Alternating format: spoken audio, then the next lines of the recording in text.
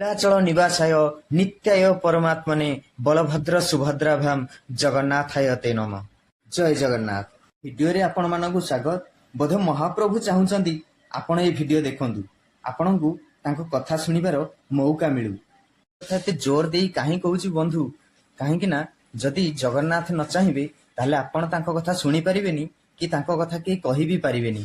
से एमिति कोन गोटे करिदेबे जे आपण से जगह रे रही परिबेनी, आपण मोबाइल रे सुनी परिबेनी, आपणकु निज घर कथा मन पकईदेवे, आपणकु कौन गोटे कम एमती मन पकईदेवे, आपणकु किसी गोटे व्यस्त विव्रत भितर आपणकु पुरई देवे जेमती आपण सेठी टाइम देवे आ ठाकुर कथा शुणी पारिबेनी। सेथिपई बंधु जदि आपण पाखरे सतरे महाप्रभु पई किछि समय अछि ताहले किछि कथा न भाबी, घर कथा न भाबी किछि समय आपणकर मूल्यवान समय को आपण कथा श्रवण करिबारे दियंतु।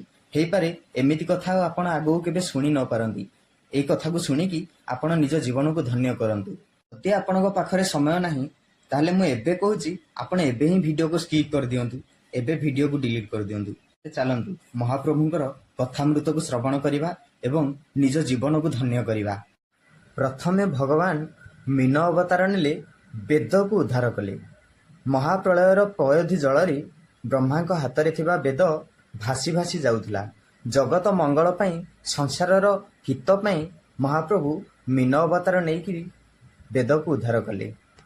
मीन अवतार परे महाप्रभु कच्छप अवतार नेले। कच्छप अवतार नेकी 14टा रत्न को उद्धार कले। महाप्रभु कच्छप तांको पिठी रे मंदर पर्वत को धारण कले। शिवंकर बेकरे थिबा बासुकी नागंकु रज्जु करागला।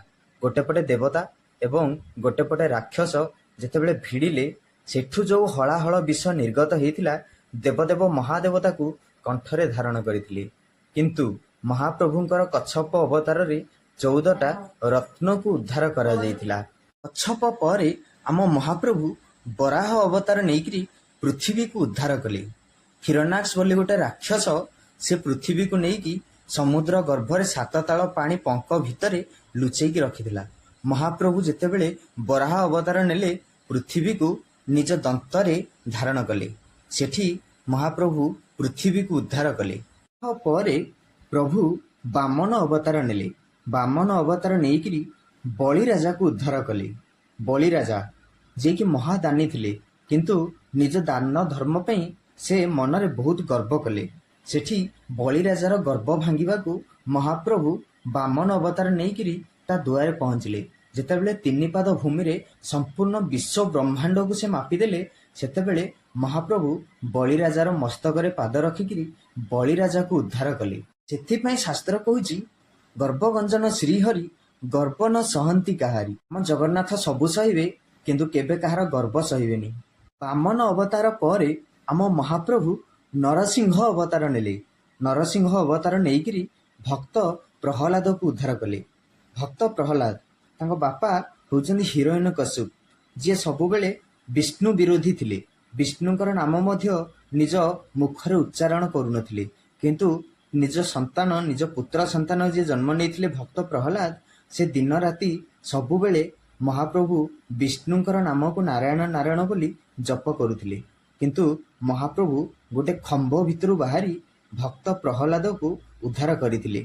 भगवान परशुराम अवतार नेले क्षत्रिय मानंकु उद्धार कले। राम अवतार नेले आम महाप्रभु रावण एवं कुंभकर्ण को उद्धार कले।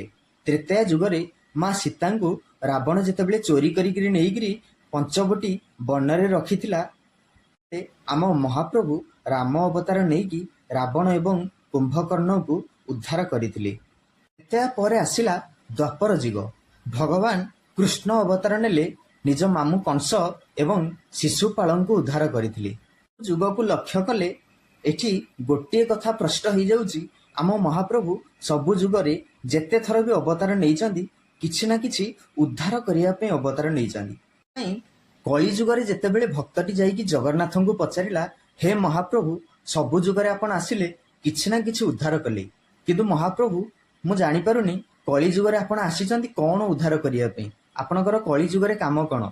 आम जगन्नाथ कहउचंदी, रे भक्त मु को अवतार नुह, मु निजे होउची अवतारी। ମୋ ଦେହରୁ ହଜାରେ ହଜାରେ ରାମଙ୍କର ସୃଷ୍ଟି, ମୋ ଦେହରୁ ହଜାରେ ହଜାରେ କୃଷ୍ଣଙ୍କର ସୃଷ୍ଟି, ସବୁ ଅବତାର ମୋରି ଦେହରେ ବିଦ୍ୟମାନ। ତେଣୁ ମୁଁ ଏଠି ଜଗତର ନାଥ ଜଗନ୍ନାଥ ହେଇକି ଲୀଳାଖେଳା କରୁଛି। ମୁଁ କୋଉ ମୀନ ଅବତାର ନେଇକି ବେଦ ଉଦ୍ଧାର କରିବା ପାଇଁ ଆସିନି। ମୁଁ କୋଉ କଚ୍ଛପ ଅବତାର ନେଇକିରି ବ୍ରହ୍ମ ଟା ରତ୍ନକୁ ଉଦ୍ଧାର କରିବା ପାଇଁ ଆସିନି।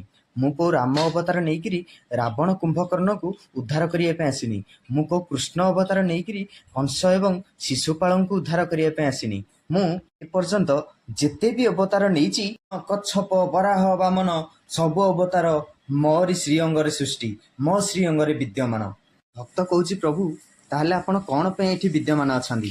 ପ୍ରଭୁ କହୁଛନ୍ତି, ମୁଁ ସୂର୍ଯ୍ୟ, ଚନ୍ଦ୍ର, ତାରା, ଅଗ୍ନି, ବାୟୁ, ମୋର ଗୋଟିଏ ଲୋମ ମୂଳରେ ମୁଁ 84 କୋଟି ଜୀବଜଗତକୁ ଉଦ୍ଧାର କଲା ବାଲା, ସମ୍ପୂର୍ଣ୍ଣ ଜଗତକୁ ବାନ୍ଧି ରଖିଲା ବାଲା ମୁଁ ଜଗତର ନାଥ ଜଗନ୍ନାଥ, ଜଗନ୍ନାଥ, ଜଗନ୍ନାଥ, ଜୟ ଜୟ ଜଗନ୍ନାଥ, ଜୟ ଜୟ ଜଗନ୍ନାଥ। ଏଥିପାଇଁ ଭକ୍ତମାନେ କୁହନ୍ତି, ଭୁଜ ତଳେ ମତେ ରଖ ମହାବାହୁ, ଭୁଜ ତଳେ ମତେ ରଖ, ତୁମେ ନ ରଖିଲେ କିଏ ବା ରଖିବ, ତୁମେ ଜଗତର ନାଥ। ଆଶା କରୁଛି ଭିଡ଼ିଓଟି ବହୁତ ଭଲ ଲାଗିଥିବ।